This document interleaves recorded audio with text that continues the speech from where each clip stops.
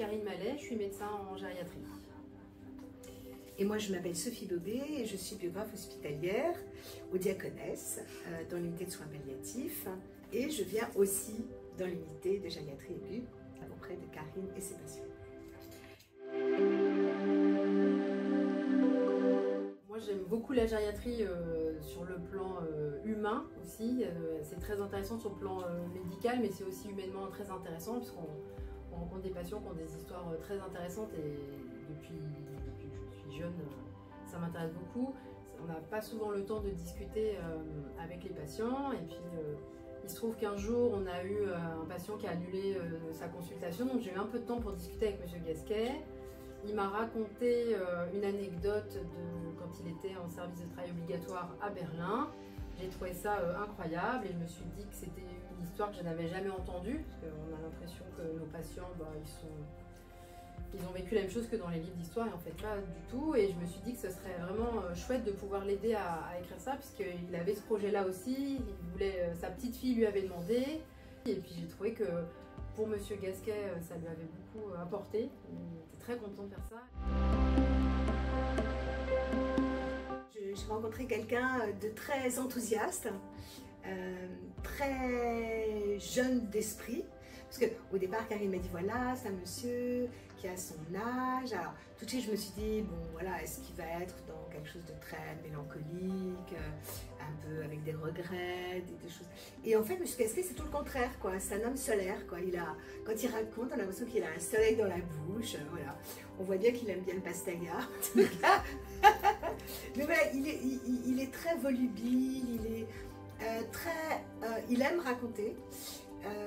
Et je pense que ça c'est important, on sent qu'il aime transmettre, raconter ce passage-là de son histoire, parce qu'il n'a pas raconté toute son histoire in extenso bien sûr, c'est un passage, un temps fort de son histoire, pour lui c'était très important, d'autant que c'est quand même ce moment où son histoire personnelle croise la grande histoire, ce qui n'est pas si fréquent que ça, et donc revenir sur cette histoire, se souvenir des anecdotes, de ses amis avec qui il était, des gens qu'il a croisés, certains qu'il a retrouvés après.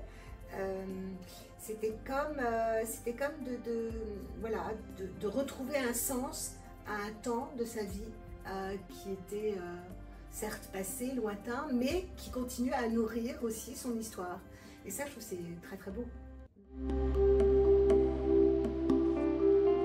Même si ça n'est pas immédiatement à visée thérapeutique, ce qui est sûr, c'est qu'on constate que de proposer aux gens de revenir sur leur histoire, c'est une façon de les remettre au centre d'eux-mêmes. Monsieur Gasquet, c'était ça, et puis c'était ça avec beaucoup de fraîcheur, et puis surtout beaucoup de confiance, parce que dans une rencontre, on parle quand même de choses assez intimes, en tout cas, moi j'étais très touchée, émue qu'il accepte de faire ça avec moi, et donc voilà, donc ça a été une belle rencontre. Et la première fois qu'on s'est vu, il a parlé pendant au moins 1h30. Moi, je me suis dit, il ne va jamais s'arrêter, il va être épuisé. Pas du tout. Il continue. Donc voilà, c'est que c'était heureux pour lui.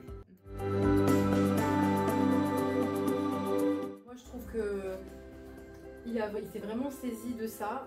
Et je pense que c'était quelque chose, probablement il avait un peu renoncé à faire ça parce qu'il m'a quand même dit qu'il avait du mal à écrire, à voir. Pour lui c'était techniquement difficile, il avait l'envie de le faire mais il avait, je pense, un peu renoncé à le faire. Donc on a pu lui donner l'outil pour le faire.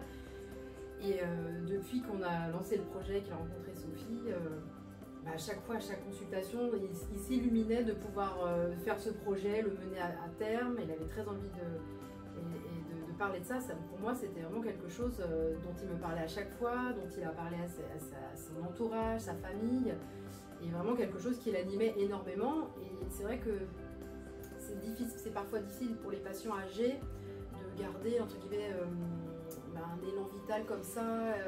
Je pense qu'il y en a beaucoup qui ont envie de transmettre, mais qui sont limités pour des raisons médicales, qui n'ont pas la possibilité, et que effectivement, de les renvoyer vers un passé douloureux, mais qui est aussi unique, ils se sentent quand même en tant que personne, plus en tant que personne, et valorisés, même si c'est des expériences difficiles. Et moi, j'ai vraiment trouvé que ça l'a illuminé. Et l'équipe soignante est aussi extrêmement enthousiaste de pouvoir raconter la vie des patients et ne pas les cantonner uniquement à leur statut de malade et de patient. Ces projets, ce serait vraiment super. En tout cas, ça nous encourage bien. Cette première expérience nous encourage beaucoup.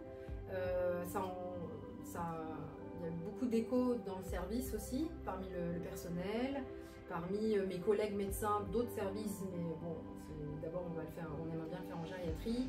Parmi les cadres, parmi les infirmières, les aides-soignantes, les ASH, tout le monde a trouvé ça un projet qui a beaucoup de sens pour elles, enfin, et eux. Parce que effectivement, on a des grands-parents et on a vraiment cette histoire tous un peu personnelle, mais aussi de pouvoir de plus avoir la frustration de juste soigner les gens, mais aussi de les connaître mieux pour peut-être les soigner, et j'espère les soigner mieux en se disant en fait ils ont une grande histoire à nous raconter, elle est en eux, et c'est chouette de pouvoir nous la transmettre. En tout cas, nous on est très contents, et les soignants sont très enthousiastes par rapport à ce projet. On espère mener à terme pour permettre à d'autres personnes de pouvoir raconter leur histoire. Et je pense que c'est important aussi de se dire que c'est pas juste de raconter une fois, comme dans une conversation comme ça, mais c'est aussi laisser une trace. Et la question de la trace, c'est important de se dire, voilà, même quand moi je ne serai plus là, ce fil-là, il continuera d'exister, de se transmettre de génération en génération. Même pour ceux qui n'ont pas d'enfants, ça peut être de savoir que leur récit reste dans le service. Ils continuent à vivre par-delà eux-mêmes. Et ça, je trouve que c'est quelque chose qui regonfle, redonne de l'énergie.